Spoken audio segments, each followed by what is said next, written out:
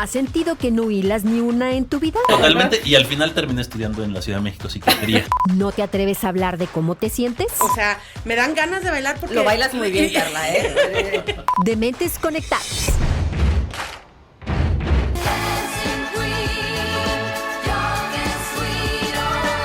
Seré la gata bajo la lluvia.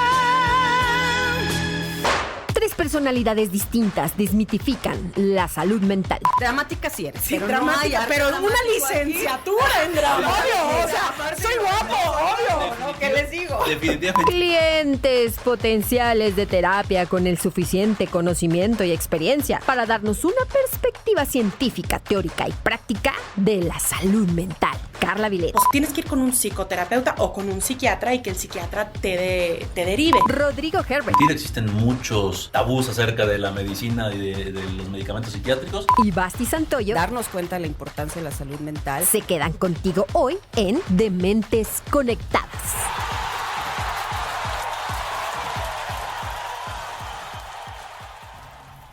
Hola, ¿cómo están? Bienvenidos de nuevo a su programa de Mentes Conectadas.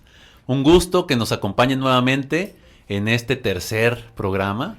Aquellos que se han ido sumando, esperemos que les hayan gustado los programas anteriores. A los que ya nos siguen desde la primera vez, pues bienvenidos nuevamente. Esperemos que también este programa sea de su agrado y que les enseñe mucho y que les guste como a nosotros nos gustó hacerlo también. Pues bueno, me gusta mucho aquí compartir este espacio, ya saben, con estas dos damas.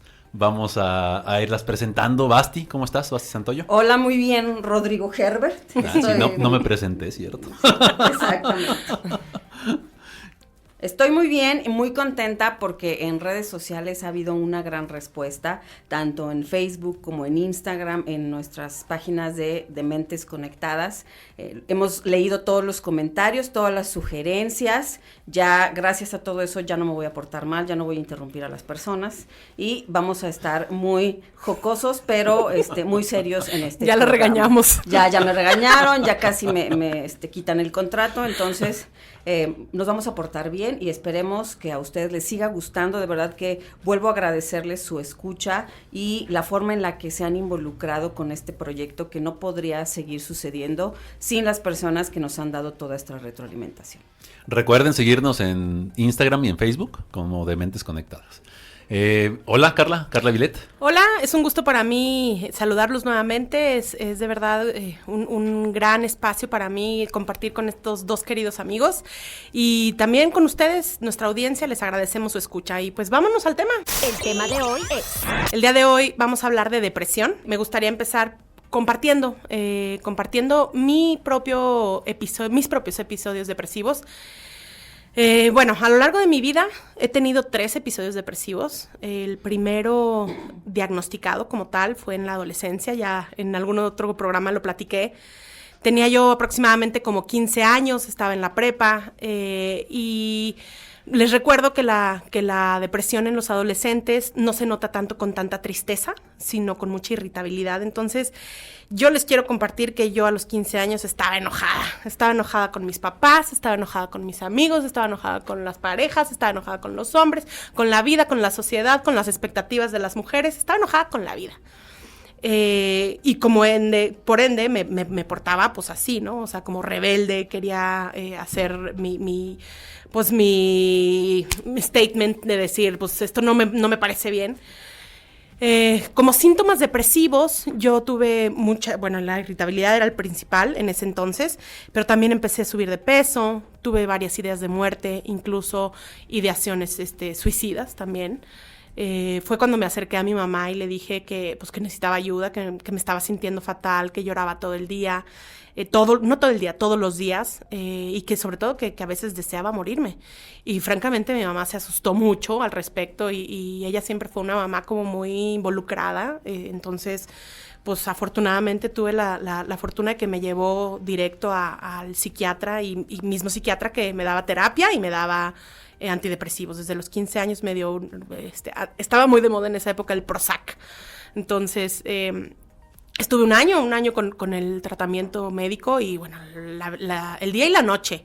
La verdad es que estar deprimida en ese momento no te das cuenta que estás tan mal, solamente lo alcanzas a ver en retrospectiva y voltear y decir, ay, qué mal estaba, ay, ya puedo disfrutar, ay, como que ya me caen bien mis papás, ya me caen bien mis hermanos. Incluso me acuerdo que en Año Nuevo, con mis hermanos siempre pues éramos de festejar Año Nuevo y Navidad y todo, eran fechas importantes en familia y yo siempre les decía a mis hermanos, yo le voy a echar ganas y mis propósitos son ya no ser tan enojona, ya no voy a ser tan enojona. Me daba culpa estar tan irritable, que era imputable completamente a la depresión, ¿no? Estaba también con mucha hipersomnia, o sea, estaba queriendo dormir todo el tiempo y pues así no es vida, o sea, estás como a media vida, estar deprimido está espantoso. Y bueno, fui exitosa en mi tratamiento, avancé, salí de ese episodio, volví a la normalidad. O sea, esa no era mi normalidad. Yo sí noté un claro antes y después. O sea, estar deprimido se nota. Y bueno, después de muchos años, ya después de 15 años casi, mi segundo episodio depresivo, que justo fue posparto, después de que mi querida hija naciera, fue una hija súper deseada, súper esperada, súper planeada, y yo traía esta fantasía de la maternidad y además, claro, yo soy psicóloga y yo voy a estar al puro tiro, ¿no? Y cuando la realidad se me pegó en la cara, pues me di cuenta que qué tonterías estaba pensando y fue mucho más complicado de lo que pensé y creí. Me moría de ansiedad, no dormía de ansiedad. La sensación de culpa estaba ahí totalmente todo el tiempo de seré buena mamá. O sea, como que yo decía, es que tengo toda esta teoría en mi cabeza porque soy psicóloga, porque sé lo que debe de hacer una madre suficientemente buena en ese término winnicottiano. Y la verdad es que me sentí muy agobiada, muy agobiada la maternidad los primeros años, sobre todo los primeros meses, pero lo viví agobiada. Me llevo perfecto con mi familia política y querían ir a ver a la niña y yo decía, ay, no, que no vengan. O sea, no quería ver a nadie más que a mi mamá. En esa época todavía vivía mi mamá y para mí fue un gran sostén. Mamá, por favor, ven a mi casa. Lloraba todos los días y le hablé al gine. O sea, me siento mal, esta no soy yo. Bueno, pues tómate Tafil. Me dio Tafil, no me dio antidepresivos. Y yo en ese momento no me di cuenta que era una depresión posparto. Yo como sentía más ansiedad que tristeza, no me di cuenta que era depresión posparto, pero estaba con esa sensación de insuficiencia ante la maternidad. Sí pude bondear, sí pude apegarme perfecto a mi bebé, pero lo pasé fatal los primeros meses, ¿no? Y a ese episodio lo pasé sin antidepresivo, o sea, a lo largo regresé a terapia, eso sí, en cuanto nació mi hija me sentí en la obligación de, como me sentía tan mal, regresé a terapia. Y pues ya, pasé. Y por último, mi último episodio depresivo, que fue más o menos a mis 35 años, ya hace muy poquitos, y también empecé, yo soy muy alegre, me gusta, soy juguetona, soy platicona, disfruto mucho de la vida, disfruto mucho de estar con mis seres queridos, y de repente me encontré otra vez enojada. O sea, yo no me peleo en la vida con nadie y ya me encontraba yo en el tráfico pitándole, mentándole la madre al de al lado, ¡quítate! Y yo decía, hasta mi hija me decía, mamá, ¿por qué te enojas? Y yo, en ese momento me di cuenta de, claro, esta no soy yo, me estoy peleando con todo el mundo. Y en ese momento estaba en análisis, en psicoanálisis, y yo le decía a mi analista, estoy deprimida. Y me decía, sí, estás en depresión, pero no te tomes medicamentos. Y yo, ¿por qué no? O sea, esta no soy yo, no me siento bien, estoy enojada, estoy irritable, quiero llorar todo el día. O sea, pasa el comercial de Kleenex y quiero llorar. O sea, literal, con un comercial de champú me dan ganas de llorar. Pues no estaba normal, ¿no? No le hice caso a mi analista y me mediqué. O sea, me mediqué y otra vez ya vi la vida a colores. Entonces, pues he tenido 3 episodios y puedo decir que están horribles. O sea, el vivir la depresión es espantoso y lo peor de todo es que la gente puede pensar que es normal, que estás enojado normal, que pues es que la vida pues hay tráfico, o pues sí, en la maternidad te cuesta trabajo y le echas el grito. O sea, a mi pobre hija en esa época le gritaba muchísimo. Ahora lo volteo a ver y digo, me la bañé. Pero híjole, esto lo comparto y queremos empezar con primera parte justo compartiendo porque he vivido de primera mano la depresión y de segunda mano en todo mi haber terapéutico, y vivir con depresión está espantoso. Y también saber identificar, Carla, muchas gracias por compartir esto con nosotros. También saber identificar que no es lo mismo estar triste que estar deprimido, ¿no? la tristeza es parte de la depresión, pero no es exactamente lo mismo. Así es. Gracias, Carla, por tu historia. La verdad es que es diferente escucharla en este espacio cuando estamos abordando un tema tan complejo que haberla de alguna manera visto como tu amiga, ¿no? Es como muy complicado también poner en perspectiva qué pasa luego con las personas que están alrededor de quien tienen un trastorno depresivo. O sea, hablas, por ejemplo, en la adolescencia que tuviste la confianza con tu mamá de contarle. Sí. ¿Sí? Pero ¿cuántas veces pues no hay esa confianza? ¿Sí? ¿Cuántas veces no podemos abrirnos de esa manera, menos cuando somos adolescentes? Y en la maternidad, fíjate, ya tenías toda un background de profesional y sabías qué pasaba con eso. O sea, has sido finalmente desde adolescente una persona muy consciente de ti. Sí. Me queda claro que si has pasado esos 3 episodios de la mejor forma y los has transitado para llegar a sanar, pues ha sido por esa conciencia. Pero ¿qué pasa con las personas que normalizan la tristeza y que no hacen esa diferenciación de la que habla Rodrigo? O sea, es para ponernos a pensar, ¿no? Y bueno, pues vamos a intentar como buscar esa diferencia o tratar de explicar como esa diferencia entre tristeza y depresión, ¿no? Que bueno, saber que tristeza es una respuesta emocional que es temporal y es algo adaptativo a una situación en específico. Pero aquí Basti nos va a ayudar también a entender un poquito más de qué estamos hablando. No, pues ya me ganaste mi tema, Rodrigo. Ya mejor me callo. Sí, no, como lo dices tú y lo confirmo, la tristeza es una respuesta natural a una situación específica. O sea, hay que entender que todos atravesamos esta emoción, así como podemos sentirnos alegres, así como podemos sentirnos jocosos o de cualquier otra forma, la tristeza también es una situación que vamos a atravesar y que es un aviso de que algo está sucediendo en nuestro mundo emocional. La tristeza va a tener una temporalidad, esto es muy importante saberlo, o sea, como va a estar relacionada a un hecho en específico que generalmente va a tener que ver con algún duelo, ojo, no un duelo porque alguien murió, un duelo a una expectativa, a una idea que teníamos prevista de algo o incluso sí a que una persona se va de nuestra vida, pero no por muerte. Entonces va a tener una temporalidad porque está directamente relacionada con un suceso y conforme ese suceso vaya transitando en nuestra vida, pues también la tristeza va a ir bajando. También tiene una variabilidad, o sea, hay veces que puedes estar pues un poquito triste, ¿no? Pues perdió el América, bueno, pues me entristezco un poquito, ¿sí? Ganamos bien poquitas medallas en las Olimpiadas, bueno, pues no hay pedo, o sea, sí estoy poquito triste, pero no tanto, ¿sí? También hay veces que la tristeza no te va a quitar la capacidad de disfrutar, a diferencia de la depresión. O sea, puedes estar sí triste porque perdiste 500 pesos y pues los necesitabas, pero pues sí, en la noche ves a tus cuates, igual vas a poder disfrutar de esa velada. Entonces, ya llevamos 3 elementos importantes para tomar en cuenta que suceden en la tristeza. Tiene una temporalidad, tiene una variabilidad y hay una capacidad de disfrute y también nos va a mantener funcionales a diferencia de la depresión. O sea, cuando estamos tristes podemos andar agüitados pero porque nos cortó el Brian, pero aún así vamos a trabajar y aún así estudiamos y aún así tratamos de hacer nuestro día a día, ¿no? Entonces, eso sería la tristeza, doctor Rodrigo.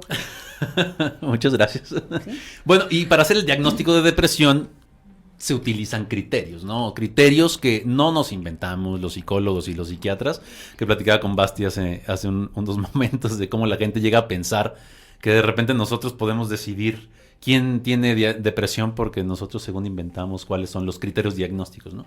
Pero no, existen instituciones en el mundo que hacen consensos para llegar a este tipo como de resultados y existen manuales estadísticos que nos ayudan a identificar y a clasificar este tipo de enfermedades, ¿no? El que utilizamos mucho es el DSM-5 en este momento, ¿no? Que es un manual diagnóstico que enumera ciertos criterios. Entre los criterios principales son criterios de temporalidad y criterios sintomatológicos, ¿no? Entre los síntomas pivote, le llamamos, tienen que estar presente uno de 2. Número 1, la tristeza, que ya hablamos, que puede ser parte de la depresión. Pero no es únicamente como el único síntoma que se pasa o que se vive. Y el otro es la anedonia. ¿Qué es la anedonia? La anedonia es la falta o la incapacidad de disfrutar cosas que previamente disfrutabas. No es que no disfrutes el fútbol. Si nunca te gustó el fútbol, pues no, o sea, tuvo que haberte gustado algo antes para dejar de disfrutarlo y darte cuenta que en realidad ya no estás disfrutando igual. Uno de estos dos síntomas va a estar presente mínimo por un periodo de 2 semanas. Que van a generar problemas de disfunción, que van a generar problemas en nuestros círculos sociales, laborales, personales, de pareja. Y además de esto, vamos a ir agregando otra serie de síntomas que pueden o no estar presentes, ¿no? Se habla más o menos entre que tienen que estar mínimo 5 presentes para poder hacer el diagnóstico. Y de aquí hablamos tanto de alteraciones en el sueño, que puede ser exceso de sueño o falta de sueño, alteraciones en el apetito, que puede ser exceso de apetito o falta de apetito, con su consecuente pérdida de peso o ganancia, que puede existir también estas ideas de culpa, ideas de sentirte menos que los demás, alteraciones en atención y en concentración. Y, bueno, alteraciones también en psicomotricidad. Estamos hablando de estas personas que se sienten como o muy lentas o muy inquietas también. O sea, podemos encontrar desde los dos lados. Y llegar hasta lo que es, digamos, como la parte más grave de este episodio depresivo, dejando de lado los problemas cognitivos, de memoria, de concentración y de funcionalidad, que es el suicidio y la suicidalidad, ¿no? Ya tendremos un programa de suicidio posteriormente. Pero el suicidio en realidad es un constructo. Me estoy refiriendo a que existen muchas fases. O sea, no existe nada más aquella persona que se quiere suicidar y aquella que no. Existe una gama tan amplia en este constructo que puede ir desde una fantasía hasta un gesto, hasta llegar al intento, ¿no? Y esto es como la parte final. Todos se tratan de manera diferente, pero todos son muy importantes.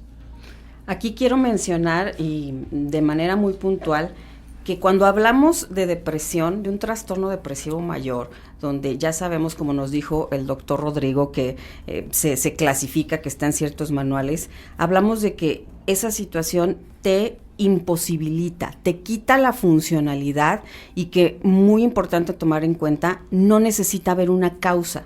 En la historia que nos cuenta Carla, de adolescente, no había una causa en específico, no era que tú tuvieras pues una serie de problemas familiares o que estuvieras padeciendo ciertas cosas en la escuela, o sea, sucede. Porque es importante siempre hacer énfasis en que es una situación química que no es regulada por nosotros mismos, a diferencia de la tristeza, donde hay una causa. Claro, y preguntan de repente los pacientes, ¿por qué estoy así? Hay que reconocer que este tipo de padecimientos, y en general la mayoría de los padecimientos mentales son multifactoriales. O sea que son muchas las causas que se engloban en ese momento para llevarte a un episodio de ansiedad, de depresión, llámese como se llame, ¿no? Entonces, hay cuestiones genéticas, biológicas, sociales, familiares, temporales, situacionales, que te están llevando en conjunto a desarrollar este tipo de síntomas. Yo quisiera agregar, además de todos los criterios que acabas de decir, Rodrigo, sobre todo en la parte de suicidio, que justo como lo explicas, el suicidio ya sería como lo más grave, ¿no? Pero no empezó siendo así. Creo que es importante mencionarlo como ideas de muerte. Uh-huh. Cuando empiezas a pensar, ay, híjole, ¿y si yo choco? ¿Qué pasaría? ¿Y mi familia, si me muero, qué haría? Y entonces ya traes la muerte rondando en tu cabeza, eso ya está catalogado como claro, traer pensamientos de muerte, que no son lo mismo a los pensamientos suicidas. Sí. Entonces, como en nivel de gravedad, vamos a pensar, lo más grave es el suicidio, ¿no? Pero como criterio, los pensamientos de muerte sí cuentan como criterio. O sea, ya estar pensando en la muerte constante o no tan constante, o sea, que sea ahí, que esté en tu cabeza, ¿no? No sé, por ejemplo, me duele la panza y seguro traigo un cáncer que de esto me mata. O sea, ya estás pensando en la muerte. Como lo que va incrementando en gravedad sería ya pensar, ¿qué pasaría si yo me matara? ¿Qué pasaría si yo hiciera algo? Todavía un poco más grave sería ya planear hacer algo. Híjole, si yo me matara, yo me colgaría o con unas pastillas y ya lo más grave de todo. No des ideas, Carla, no des ideas. Sí. Fíjate, eso es importante, perdón por la interrupción, pero se cree que hablar del suicidio hace que la gente piense más en eso y definitivamente claro, es un fenómeno que no pasa, ¿no? Hablar es la mejor herramienta que tenemos para pedir ayuda. Es uno de los mitos más grandes, ¿no? Es que está hablando de suicidio es porque quiere llamar la atención o porque en realidad, el que en realidad lo quiere hacer, ni lo dice. Pero bueno, justo no nos metamos a suicidio porque tenemos muchas cosas que decir, nada más como quiero hacer la diferencia en los pensamientos de muerte. Traer pensamientos o ideas de muerte no es normal. No, definitivamente, las fantasías no son normales. Y existen, no me dejarán mentir también, o sea, todos nos podemos deprimir. No importa nivel socioeconómico, edad, a qué te dediques, con quién estás. Todos tenemos la posibilidad de deprimirnos, ¿no? Y definitivamente se sabe que a nivel etario, o sea, con los diferentes tipos como de edades, todos nos deprimimos por diferentes cosas, ¿no? Es más fácil que el niño y adolescente se deprima porque sufre bullying, es más fácil que un adulto en edad reproductiva se deprima por problemas de pareja o problemas económicos, y es más fácil que el adulto mayor se deprima por problemas de enfermedades crónicas o dolores crónicos, ¿no? Pero también existen ciertos grupos que vale la pena mencionar, o sea, grupos que hacen un poco la diferencia en la forma de diagnosticar y también de verlos, que nos pueden hacer como entender a esos grupos en particular e iniciar tratamiento de una manera distinta, ¿no? Por ejemplo, la depresión postparto, ¿no? Híjole, es así, yo ya la viví, yo ya la padecí. A ver, hay que entender que si se le llama depresión es porque cubre con los criterios que Rodrigo ya nos dijo. O sea, los criterios de tiempo, es decir, al menos 2 semanas, y los criterios de intensidad en cantidad de síntomas. O sea, vas a estar triste y vas a tener 5 de los que ya mencionamos. Pero además, parte de lo que caracteriza la depresión postparto, bueno, hay que distinguir lo que es la depresión perinatal, que es cuando puedes tener el episodio depresivo durante el embarazo y después del embarazo, que es la depresión postparto, ¿no? Y bueno, la depresión postparto se da alrededor de entre el 10 y el 15% de las mujeres. Luego estuve investigando y había otras estadísticas incluso más altas. Que esas ya son altas, ¿no? Que esas ya son altas, claro, pero que hasta el 20% de las mujeres puede llegar a tener un episodio de depresión postparto. Y de esas no se llega ni a la mitad en tratamiento. O sea, de ese 20% de las mujeres que se llega a deprimir posparto, ni la mitad alcanzan a tener un buen tratamiento que implicará el tratamiento médico y el tratamiento psicoterapéutico, ¿no? Entonces, bueno, es altísimo. Para empezar, la depresión posparto se da en una gran población, evidentemente femenina, ¿no? ¿Cómo sabemos que es posparto? Porque se da las primeras 4 semanas después del parto, ¿no? O sea, ya se empiezan a presentar los síntomas. Para que sea depresión tienen que ser mínimo 2 semanas de tiempo. Y bueno, ¿qué la diferencia? ¿Cuál sería la diferencia entre un episodio depresivo mayor y un episodio de depresión postparto? Además de los síntomas que ya se dijeron, se vive una ansiedad extrema. O sea, hay momentos de mucha ansiedad, mucho sentimiento de culpa, como hace ratito se los comentaba, que fue a mí lo que más me... Estos dos son los que a mí más me ocurrieron. Mucha labilidad emocional, es decir, estás con cambios de humor rápidos y fluctuantes. Una sensación de inadecuación con respecto a tu capacidad de maternaje. O sea, te sientes insuficiente mamá como para hacerte cargo del bebé, para cuidarte de ti, para hacerte cargo del bebé y para cuidarte a ti. Entonces, incluso hay síntomas que pueden llegar a sentir mucho temor a dañar al bebé, y esto les puede llevar a no poder establecer un vínculo con el bebé. Entonces, hay mamás que definitivamente no se atreven ni siquiera a cargar a su bebé, no porque no lo amen, sino porque se ven a sí mismas como un riesgo para el bebé, ¿no?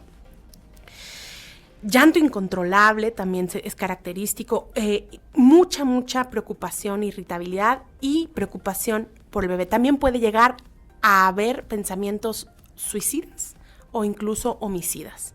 Puede ser parte del diagnóstico de la depresión postparto, ¿no? Estos síntomas, como ya dijo Basti, hay que distinguirlos también de lo que le llaman el baby blues, que eso sí es completamente normal. A diferencia de la depresión postparto, el baby blues o la tristeza le llaman así, baby blues, esa dura nada más 2 semanas y es una intensidad mucho menor. O sea, no te hace tener disfunción en cuanto a tu posibilidad de hacerte cargo tanto del bebé como de ti misma, ¿no? Y que es un momento de adaptación, finalmente. ¿No? Evidentemente. O sea, es una transición. Sobre todo cuando es un hijo, las madres primerizas, ¿no? O sea, traes muchas fantasías al respecto y cuando te va de cara a la realidad, es un proceso de adaptación que se tiene que adaptar la pareja, que se tiene que adaptar tu nuevo ser de mamá, que se tiene que adaptar, si ya tienes más hijos, tus demás hijos a la situación actual con el nuevo bebé. O sea, es normal sentirte lábil y sentirte como en fluctuación las primeras semanas. Lo que ya no es normal es cubrir con criterios de depresión y además esto que acabo de decir, ¿no? Que sabes que ahorita que te escuchaba a ti hablar de tu experiencia, en contradicción de todas las personas que no se atienden, es que ser mamá implica todo eso que tú dices. O sea, finalmente te escucho hablar de tu maternidad y tener depresión postparto. Y yo me pongo a pensar en la mía, pues es que así se siente. Y no se tratan las personas porque cuando estás empezando a ser madre, viene a ti como ese chip cultural de sacrificio, de no puedo no estar haciendo esto bien, o sea, esto es algo instintivo, ¿cómo no voy a poder estar maternando de la mejor manera? ¿Cómo voy a sentir culpa? ¿Cómo voy a estar cansada? ¿Cómo voy a no querer recibir visitas? Sí, que... Claro, y además está como romantización también de la maternidad, de parto, ¿no? O sea, de que tú ya los tienes que recibir así como bañada, tranquila, y a la familia sí. Así como muy lista. Muy lista, exacto. Sabiendo que están pasando por cambios hormonales, físicos, no están durmiendo y creo que dejan de dormir muchos meses durante el... Bueno, yo llevo como 16 años posparto, ¿no? ¿Ya se te alargó? Sí. Hay que ir ahí a checarte. Oye, bueno, pero entonces, lo que más lo que más nos ayuda como a definir si sí estamos en un episodio depresivo posparto es cuando ya no puedes disfrutar de este episodio de maternidad y tu capacidad de cuidarte a ti y a tu bebé están en riesgo. O sea, están en mella. O sea, no eres capaz de cuidar de ti ni cuidar de tu bebé de la misma manera que los cuidarías sin este episodio. O sea, ese es como el punto base. Si ya no puedes cuidar de ti y de tu bebé, algo no está bien. O sea, sí es normal estar cansada, sí es normal estar desvelado, es normal querer que te suplan un rato y quererte ir al súper. Era una maravilla irte al súper cuando estás recién parida. Claro. Pero eso es normal. Cuando no es normal es cuando estás ya incapacitada para poder hacerte cargo de ti misma o del bebé. Y fíjate, Carla, que algo bien importante, o sea, este ya es un problema considerado como un problema de salud pública, por la alta prevalencia, como bien dijiste, de los porcentajes que se llega a presentar en las mujeres, ¿no? Entonces, ya es un problema que de facto está en el ojo del huracán. Del huracán, exactamente. Y bueno, muchas pacientes preguntan, y les da miedo cuando viene este segundo embarazo, ¿no? De decir, ¿me va a volver a pasar? La probabilidad es que sí. Alta. Claro. O sea, el factor de riesgo más alto para tener una depresión postparto es haber tenido una depresión postparto previa. Sí. Pero ¿saben qué es lo bueno de esta situación? Es que ya sabemos, ya sabes cómo se siente. Ya no tienes como que esperar a llegar a niveles de depresión tan elevados hasta buscar ayuda. Ya tienes el contacto con tu terapeuta, ya tienes el contacto con tu psiquiatra. Ya desde antes, ya estoy embarazada, ojo. Vámonos echando ahí como mensajitos y vamos viendo a ver cómo vas avanzando. Fíjate que hablas de los factores de riesgo. Sí, el haber tenido depresión postparto es uno de ellos, pero hay muchos otros, ¿no? Por ejemplo, el tener trastorno bipolar, el ya haber tenido previos episodios depresivos, aunque no seas bipolar o que no hayan sido postparto. Cuando hay complicaciones en el parto también se notan más o sea, hay más episodios de depresión postparto cuando hay complicaciones, cuando hay problemas de lana, cuando hay problemas de relación. O sea, como todo tu entorno sociocultural y socioeconómico, está influyendo ahí. O sea, cómo te llevas con tus hijos, cómo te llevas con tu pareja es fundamental para que te dé o no un episodio. Que fíjate que sí creo que deberíamos de hacer todo un programa en relación a la maternidad y a cómo como cultura, o sea, como mexicanos, romantizamos todo esto y creemos que deben de suceder ciertas cosas. ¿Cuáles son las dos fechas más importantes en nuestro México? El 10 de mayo y el 12 de diciembre, ¿no? Donde también se le festeja a una mamá virtual, pero mamá, al final. Sí. Y el 5 de mayo, según los gringos. Y allá que 5 madre de le mayo. festeja. No, bueno, el 5 es la 5 batalla de Puebla. Sí. Y entonces tenemos muchas ideas que yo insisto que es muy complicado que las mujeres se den cuenta porque crees que tienes que hacer sacrificios. Una de las palabras que yo creo que reina como una premisa en la maternidad de las mujeres mexicanas es el sacrificio. Y entonces, si estamos puestos en ese escalón, todo lo que suceda alrededor de la maternidad lo voy a tener que soportar.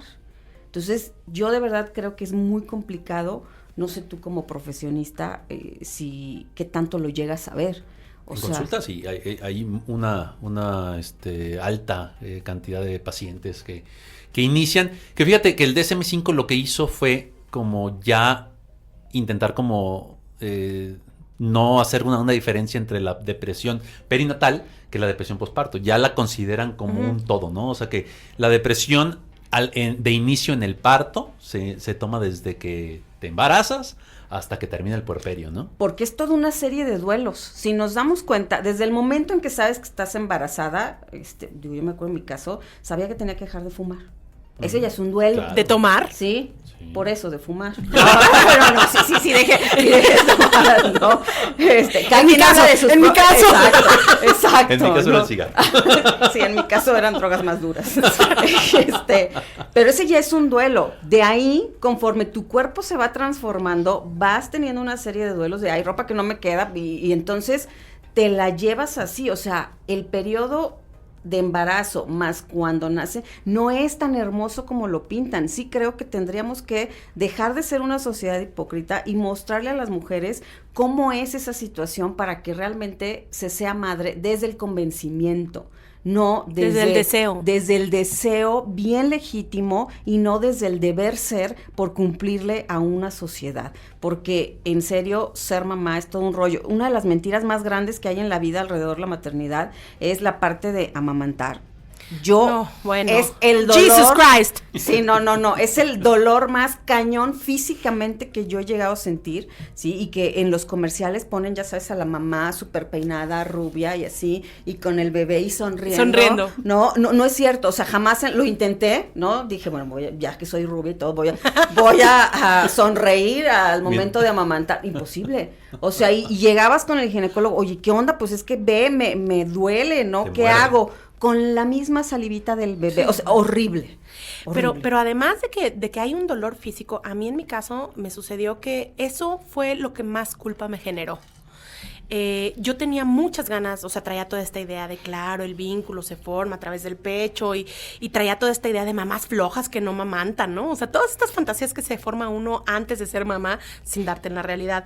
Y en cuanto no pude amamantar, o sea, la culpa que yo sentí era enorme. Yo decía, es que no soy una buena mamá. O sea, aunque la realidad se pueda, o sea, tú lo puedes pensar racional, no dejas de sentir culpa por eso. O sea, yo podía decir, no, güey, a ver, eres una buena mamá, estás haciendo tu mejor esfuerzo, pero no estoy dando leche, entonces no sé, es una cuestión de culpa muy, muy, muy, muy, muy exigente en mi caso, ¿no? Perdón, sí, adelante. Y seas de el estatus económico que seas, o sea, esto de verdad no hace diferencia, ¿no? Y fíjate que yo he notado en la consulta esto que dices, Carla, que a pesar de que los síntomas depresivos gracias al tratamiento han mejorado, la culpa tarda. Esa culpa queda. Y esa necesita ahí ese proceso como psicoterapéutico para ir disminuyendo, porque en realidad el haber sentido como mamá, digo, obviamente desde mi perspectiva, claro, respetuosa, el haber sentido como mamá, el que no había una conexión con ese bebé, es una culpa que les cae como un balde de agua fría. Es que, ¿sabes qué, Rodrigo? Yo creo que, y lo platicamos Carla y yo la otra vez, o no sé si los tres, ya se me fue. Bueno, pero lo platicamos que la culpa está ahí pegada a la maternidad. O sea, al día de hoy, y a lo mejor Carla lo puede decir, va a haber un momento donde te va a dar culpa. O claro, sea, no se acaba nunca. No se acaba nunca. Ella en una situación donde materna al lado de su esposo, yo en una situación donde materno sola, hay culpa. O sea, se puede trabajar sí en terapia y se reduce bastante para que tengas muchísimo más espacio para separar tu maternidad de lo que es tu vida profesional, pero culturalmente eso está de verdad bien arraigado y pues sucede. Y yo que he platicado con muchas mujeres, tanto de mi familia, de mi círculo, o sea, creo que es la característica que nos une a todas como mamás, la culpa. O sea, no he conocido a ni una mamá que no se sienta culpable por algo. Por ejemplo, ¿tú por qué hoy puedes tener culpa a la hora de maternar a tu hija? Ay, por ejemplo, a veces de repente me da culpa como mi hija se comporta. No sé, y digo, ay, no la estoy educando bien. Eso me da culpa. Que haga un aspaviento o que se ponga impulsiva, me da culpa. Así como, chin, mano. Después lo pienso y lo bajo a la realidad y digo, esto no es mío, esto es de ella, pero es a posteriori. O sea, en ese momento me siento culpable. Sí, hay que lidiar con eso en un primer momento, ¿no? Uh-huh. Digo, y definitivamente también es importante comentarles que hay tratamiento, ¿no? Además de la psicoterapia, hay tratamiento farmacológico específico para este tipo de casos, ¿no? Hay pacientes que obviamente dicen, ¿cómo vas a tomar medicamentos si estás dando lactancia? Porque va a pasar el medicamento por la leche, el bebé, ¿qué culpa tiene? Existen medicamentos que no atraviesan esta barrera y que son totalmente seguros durante el embarazo, si es necesario, y durante el posparto y la lactancia, ¿no? ¿Los antidepresivos, algunos son también durante el embarazo? Sí, claro. Sí, existen, digo, ya lo platicaremos en algún programa en especial de medicamentos, si es que surge, que podría ser. Existen medicamentos específicos para este tipo de episodios que son totalmente seguros. No generan ningún tipo de problemas en el crecimiento intrauterino, ni en la lactancia, ni en nada por el estilo, ¿no? Otro grupo específico que va a ser, se va a escuchar raro, o sea, vas a decir, ¿cómo? O sea, ¿cómo por qué? Pero los hombres, ¿no? O sea, los hombres, la depresión en hombres es un fenómeno muy especial. ¿Por qué? Pues porque los hombres no buscamos ayuda, ¿no? Los hombres estamos como más renuentes, las mujeres están muchísimo más abiertas a acercarse, a pedir ayuda cuando lo requieren, el hombre no. Por cuestiones culturales, sí, pero definitivamente hay otros tipos de factores que afectan y los síntomas también llegan a cambiar un poco, ¿no? A mí me gustaría, antes de iniciar con este tema en especial, leerles un mensaje que me envía un paciente. Un paciente que ya en este momento está dado de alta. Es un paciente que tuve la oportunidad de atender, de ayudar. Él llevaba también su proceso psicoterapéutico por separado.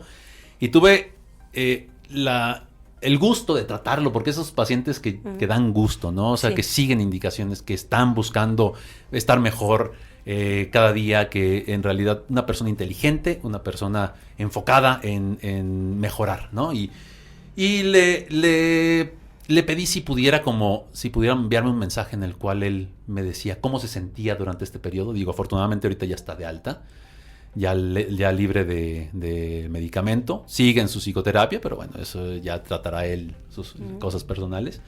Pero me envía este mensaje que me gustaría compartir con ustedes. Échele. Para mí, darme cuenta de que tenía depresión me tomó más tiempo del que debía. El mundo te dice, ánimo, tienes un sinfín de razones para estar feliz, pero por muy poderosas que fuesen, el vacío jamás se va, ni la sensación de ir sonámbulo por la vida con una sonrisa perfecta. Todas las canciones se escuchan igual, todos los alimentos tienen el mismo sabor, y toda la paleta de colores que conoces son una extensa gama de grises. Encontré a alguien en el camino que navegó conmigo a flote, sin dejarme naufragar por muchos años, hasta que atravesamos por la gran tormenta.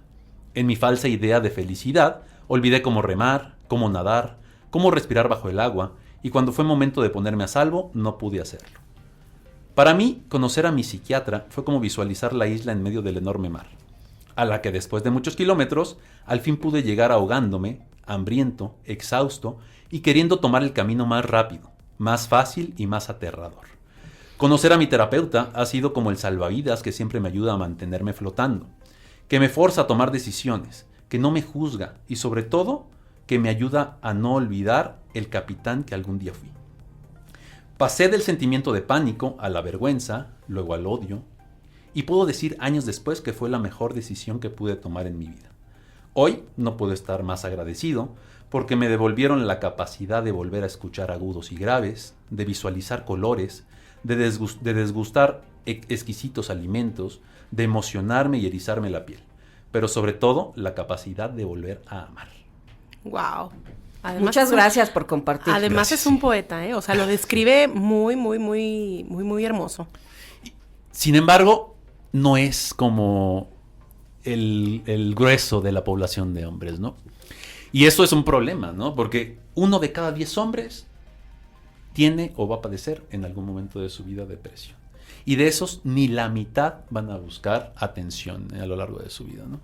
La depresión en hombres es una depresión complicada por esta parte, como cultural, donde los roles de definición de género afectan mucho el diagnóstico, ¿no? Estamos acostumbrados a que el hombre tiene que ser fuerte, a que el hombre tiene que proveer, a que el hombre tiene... Los hombres no lloran. Los hombres no lloran, desde niño te dicen, ¿no? Yo lo escuchaba de niña. Claro, sí. En mi casa se decía. ¿Quieres llorar? Pues eres una niña. Entonces, como si ser niña fuera algo más malo. débil, ¿sabes? Sí, exacto, como esta parte del machismo en el que está sumido este país y muchos otros, ¿no? Pero sabes que yo creo que eso sí se está modificando, o sea, sí es una cuestión bien generacional.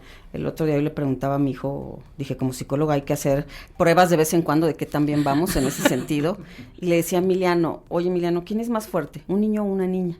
Sí, yo dije, a ver qué fregos me contesta. Y me dijo, pues depende de la niña y depende del niño, ¿no? Ay, qué hermoso. Y dije, qué padre, o sea, si me contestaba otra cosa, decía, niño, vete con otra mamá. Sí, esto no está funcionando. Pero tienes razón, o sea, en tu edad, en nuestras edades, porque somos de diferentes, Rodrigo. Sí, yo soy más joven. Eso no sucedía, o sea, era establecido, los hombres no lloran, o sea, no expresaban sus sentimientos. Yo creo que al día de hoy, pues... hombres de tu edad no tienen la capacidad de verbalizar emociones, y fíjate que peor aún, ya deja tú de verbalizarlas, reconocerlas.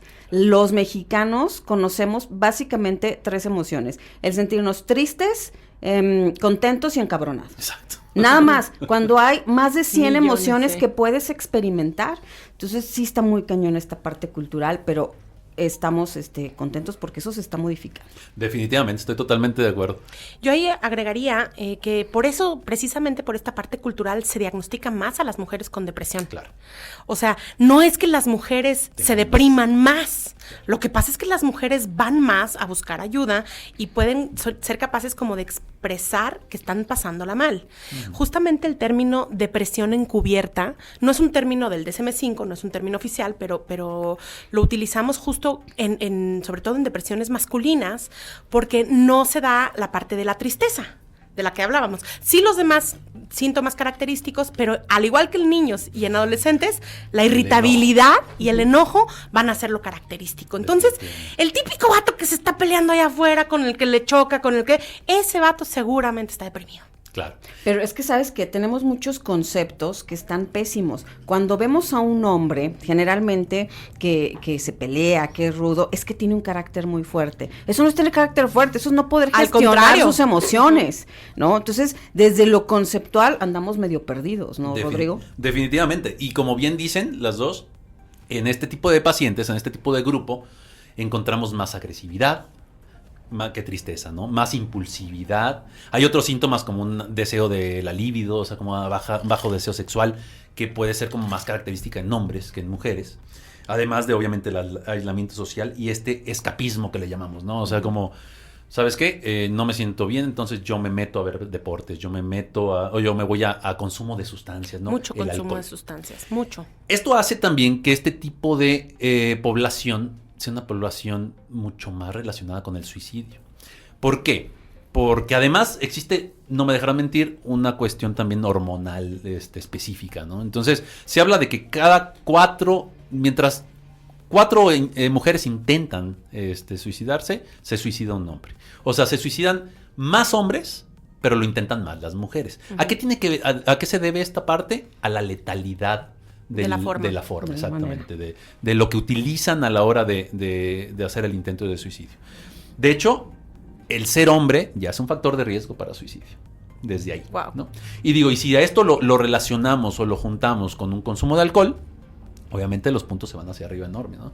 Y el hombre tiende mucho a eso, a escaparse de la realidad, ya sea bebiendo, ya sea en la televisión, con abuso de sustancias. Ya sea... Oye, ¿y hay algún estudio o algo que nos diga de qué forma lo hacen los hombres? ¿De qué forma? Sí. Digo, son más violentas, obviamente el uso de armas de fuego, el ahorcamiento son como los más los hombres tienden más a hacer este tipo de actos, ¿no? Las mujeres tienden más al consumo de medicamentos, por ejemplo. Y eso hace que la letalidad, no la intencionalidad, que eso digo, ya como bien dijimos, vamos a hablar en un programa completo de suicidio porque hay tantas cosas que decir. La intencionalidad no es diferente, la letalidad sí, ¿no? Y ahí claro, es donde... el que usó una pistola, o sea, es más definitivo que el que usó pastillas, pero la intencionalidad es la misma, ¿no? Claro. Y se tienen que tratar de la sí, misma. no es menos grave el haber tomado las pastillas, pues. Claro. No, para nada. Y bueno, no sé, ¿quieres hablar un poquito de niños y adolescentes? Que son también otro grupo importante y diferente, ¿no? Es un grupo diferente porque yo lo decía el episodio pasado y no quería como que nos quedáramos con la idea de que las personas que están a cargo del cuidado y de educar a las infancias están mal. No quiero que se quede con esa idea, pero la neta es que la infancia no es esa etapa tan hermosa y tan idealizada que tenemos. O sea, sí vamos a adquirir a partir de los padres una situación anímica y además algunos trastornos. O sea, Rodrigo decía, no se trata de echarle la culpa al parentaje. No, pero sí hay responsabilidad. Claro. ¿No? O sea, pues no me eduqué Yo en por la eso no celda. tengo Infancia es destino. Exacto. O sea, depende cómo te fue tus primeros 6 años de vida, si vas a ir dentro de lo que cabe más o menos bien o no. Y aunque te haya ido bien en la infancia, va a llegar un punto donde vas a tener que contrastar todo lo que te mostraron con el mundo y ahí vas a tener ciertos conflictos, ¿no? Entonces, digo, esto hablando de una cuestión que no me encanta usar esa palabra, pero normal, ¿sí? Ya cuando no es así, pues sí vamos a llegar a ver a esta población como vulnerable para ciertos trastornos del ánimo. La gente piensa que no hay depresión en los niños. La gente piensa, por esto que les decía anteriormente, que los niños deben de estar felices, ¿sí? Y la realidad es que no es así. Ya lo decíamos al principio, no necesita haber una causa en específico para que haya depresión. ¿Y cómo se manifiesta en los niños este trastorno? Primero, sí hay muchos niños que van a estar tristes, como sin esa energía para hacer cosas, y yo lo vi, en algún momento trabajé en un albergue para niños, y eran niños que sus papás no habían podido cuidarlos, o que incluso muchos estaban encarcelados y quedaban ellos al cuidado de gobierno, y había niños que sí tenían se les veía o había esta sensación de que no tenían la fuerza de vida que todos tenemos, pero en general había un enojo y había una capacidad de destrucción de cosas, ¿sí? Muy marcada, y era donde decías, es que estos niños están deprimidos. No es que tengan la intención de daño hacia alguien o hacia algo, era una forma en que, pues, energéticamente se manifiesta de esa forma, ¿no? Otra es que tienden a estar como muy agitados, ¿sí? Como si estuvieran... Una es que no tienen como la fuerza para hacer cosas y la otra es el otro extremo, como que están muy agitados tratando de hacer cosas pero sin que tengan una direccionalidad o un objetivo. Otro es también, hay muchos problemas de sueño en los niños cuando están en un trastorno depresivo mayor. ¿Cuáles son los problemas de sueños de niños que podemos tener? Que duerman muchísimo o que tengan insomnio. O sea, no es natural que un niño te esté durmiendo a las 2 de la mañana y se levante a las 6 de la mañana, para nada. No, es que él es muy activo, como se echó una siestecita en la... No, la realidad es que el niño necesita muchísimo más horas de sueño, pero a veces dejamos pasar estos síntomas que son parte de la depresión. Y el adolescente también necesita muchas más horas de sueño. Creo que es en la etapa, usted no me dejará mentir, doctor Rodrigo, donde más horas de sueño necesitamos en la adolescencia, ¿no? Sí, niñez y adolescencia, ¿no? Y de hecho está muy relacionado también con cuestiones de peso, ¿eh? O sea, se ve que niños que duermen poco tienden a ser niños con sobrepeso.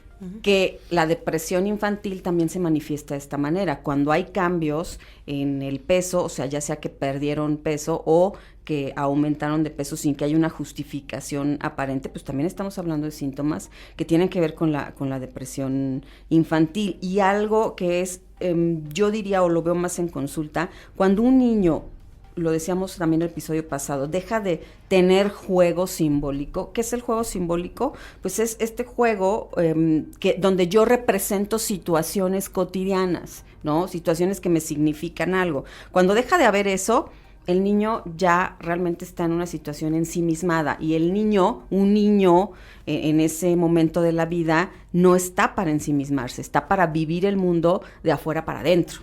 Sí. Es decir, un niño que no juega, que está sentadito como adultito, o sea, y las mamás pueden confundirlo de decir, se porta súper bien. Nel, desconfía de ese niño. O sea, no por él de desconfianza, sino... Sí, sáquenlo a la calle, desconfíen de ese niño. Enciérrenlo. Enciérrenlo, por favor. Qué fea, Carla, ¿eh? Me refiero que desconfíen, o sea, de que pareciera que es muy como fácil o dócil, pero eso no es normal. O sea, en la niñez no es normal ser un adultito. Claro. Sí, digo, y existen, así como estos que hemos platicado, otros grupos que a lo mejor requerirán también mucho tiempo de plática. Por ejemplo, esta depresión en los migrantes, ¿no? Este síndrome de Ulises, ¿no? Esta sensación de no pertenencia a ningún lado. Estas personas que no son ni de aquí ni de allá, ¿no? Y que dejan cosas en su país, que llegan a otro país donde a lo mejor no se les acepta por completo. Y es como vamos encontrando la depresión en sus diferentes caras, ¿no? O sea, encontramos que todo el mundo estamos enfrentándonos a este problema de salud en general y que pueden ser muchos los lugares y las formas en cómo se aparezcan, ¿no? O sea, está mucho más cerca de lo que crees. Exacto. O sea, tienes mucho más gente cercana que está deprimida, aunque tú no te has dado cuenta. Sí, y que también, por ejemplo, otro grupo importante que a lo mejor no se toma tanto en cuenta o se desconoce un poquito es aquellos pacientes que han sufrido un traumatismo craneoencefálico, ¿no? El traumatismo craneoencefálico es una de las principales causas. Pero explica qué es eso, Rodrigo, porque se oye muy... Se oye muy elaborado. Muy acá. Bueno, sí. Es un golpe fuerte en la cabeza, ¿no? Sí. O sea, en el área del cráneo. O sea, puede ser leve, puede ser moderado, puede ser severo, ¿no? Con sus diferentes consecuencias. Pero es una de las principales causas de atención en todos los hospitales de urgencias en el mundo, ¿no? Y las causas neuropsiquiátricas que puede desencadenar por inflamación o por cuestiones inflamatorias van desde un cuadro depresivo grave hasta... Y grave estamos hablando por ideación suicida o sintomatología psicótica, hasta trastornos en el sueño, trastornos de ansiedad, problemas de alimentación. Entonces, uno dice, pues yo estoy ahora sí que construido, tengo mi red de apoyo fuerte, jamás tengo como probabilidad de deprimirme, y de repente viene un madrazo, y mira, desde ahí empiezas con problemas de depresión, ¿no? Por ejemplo, yo, ¿no? O sea, a ver, espérate. No, quiero hacer ahí un paréntesis. Ahora que me amenazaron a mí, sí, ahora el que viene de simpático es Rodrigo, ¿verdad? Pero él, como ya tiene groupies, a él sí no le van a decir nada. A él sí no le van a decir nada. Por ¿no? guapo. Por guapo, tiene claro. Groupies por como guapo. yo estoy horrible, pues bueno, a él sí le van a decir cosas. Está bien. No, por ejemplo, yo tuve un evento en el 2018 mientras laborábamos en ese bonito lugar llamado Cuando penal. estaban en la cárcel par. Cuando estábamos encarcelados, así es. Donde recibí un cariñito. En el área de atrás de la cabeza, se llama como la región occipital.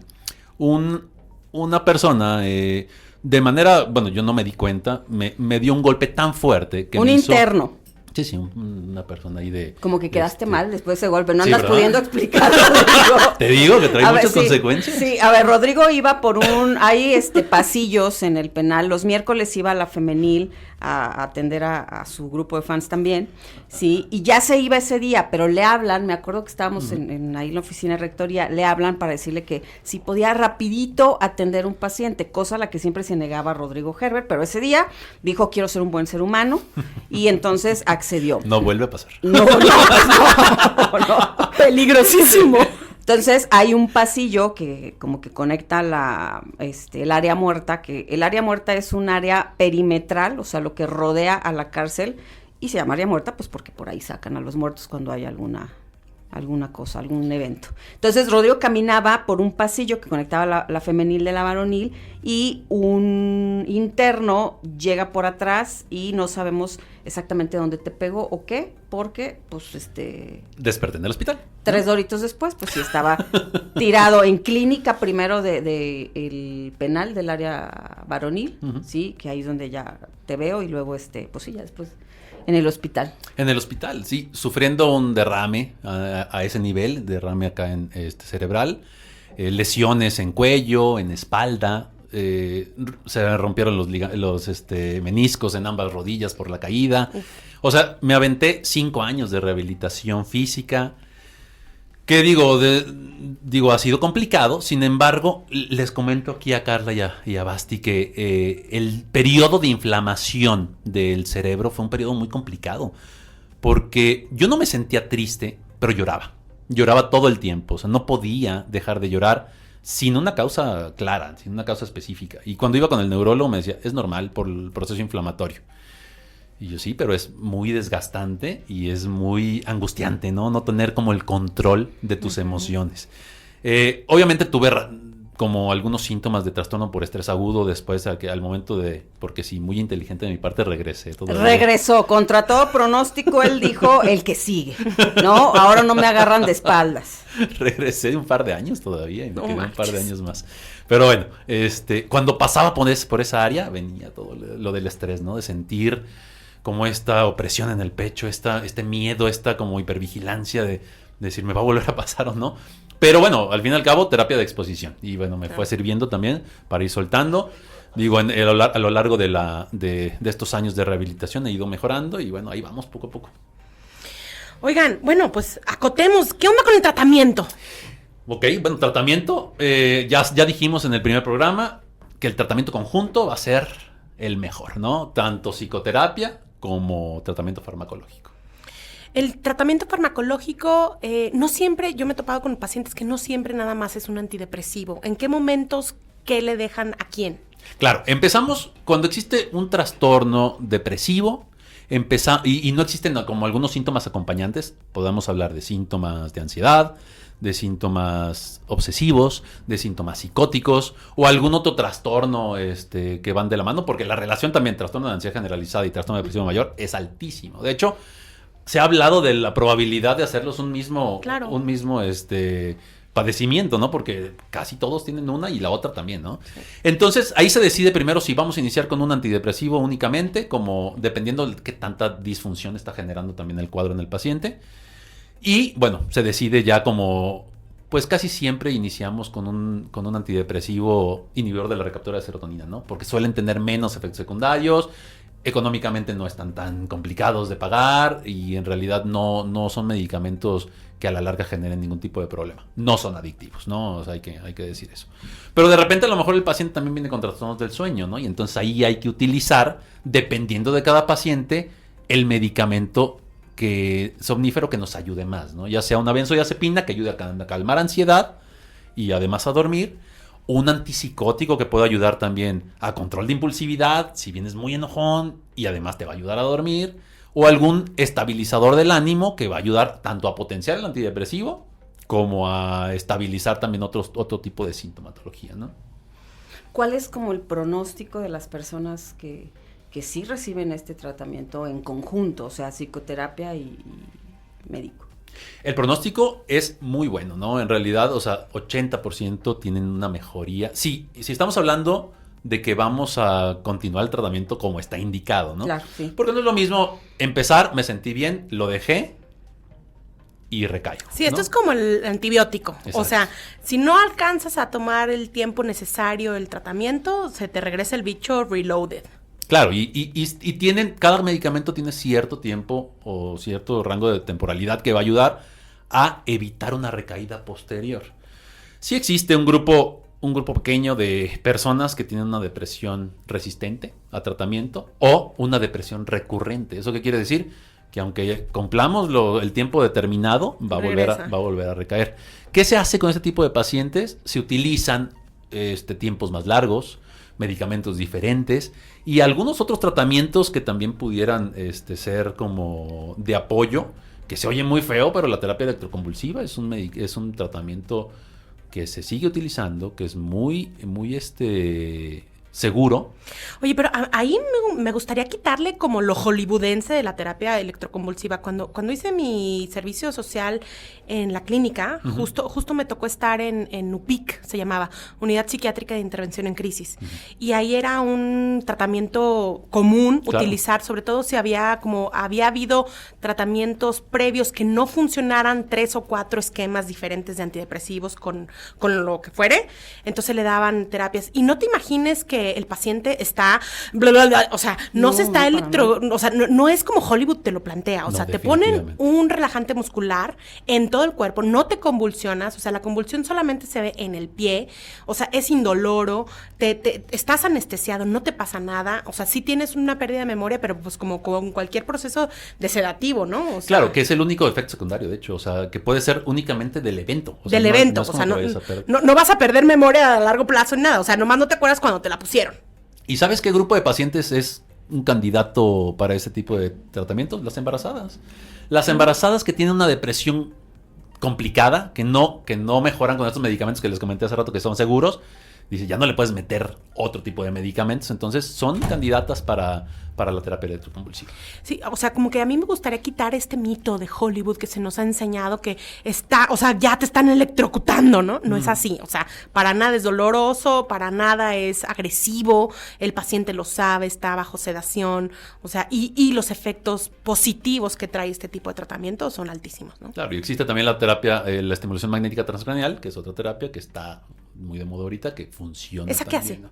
Es lo mismo, nada más como le da una estimulación a nivel cerebral, a nivel ¿no? del cerebro. Te ponen una serie de electrodos donde en ciertas áreas mandan ciertas como ondas que ayudan como a regular también. Pero eso no genera convulsión.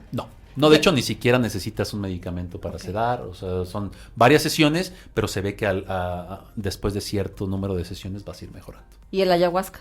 No, el ayahuasca. No. Esa el no. sapo. Oiga, pero lo importante aquí a retomar es que un tratamiento para la depresión no tiene que ser un tratamiento por vida. O sea, una persona que cursa con este trastorno sale adelante y sana por completo. La prueba es Carla, y yo quisiera... Su servilleta. Y yo quisiera que, para terminar, porque una de las sugerencias que nos hicieron es que nos despidamos porque nos vamos como si no nos conociéramos. Entonces, que concluyéramos o que ustedes dijeran qué es lo que quieren dejar hoy como mensaje o puntualizar de este episodio. Carla. Vivir con depresión está horroroso, pero se quita. O sea, puedes vivir bien, puedes volver a tu normalidad. No es normal estar deprimido. Se los digo de primera mano y de segunda mano como terapeuta. O sea, ver el antes y el después está maravilloso. Sentir el antes y el después está maravilloso. La depresión se quita. Acérquense a sus profesionales de salud mental. Yo les quiero dejar la enseñanza de que todas las depresiones son diferentes. No porque tú te deprimiste de una manera, quiere decir que la otra persona se va a deprimir igual. No porque tú no podías salir de fiesta, no quiere decir que el que salga de fiesta no esté deprimido. Y los tratamientos también son personalizados. No puedes tomar lo que toma tu vecino únicamente porque se lo dejó el doctor y dijiste, bueno, pues voy a tomar lo mismo porque seguramente me va a ayudar como lo ayudó él. No funciona así. O sea, todos tienen necesidades diferentes, tanto farmacológicamente hablando como psicoterapéuticamente.